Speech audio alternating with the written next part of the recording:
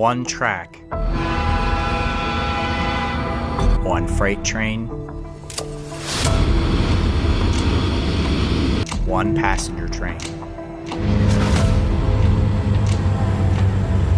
No one on either train realizes yet, or both are about to collide in one of the most mysterious train wrecks in Canadian railroad history, and also one of the darkest, still resonating years later.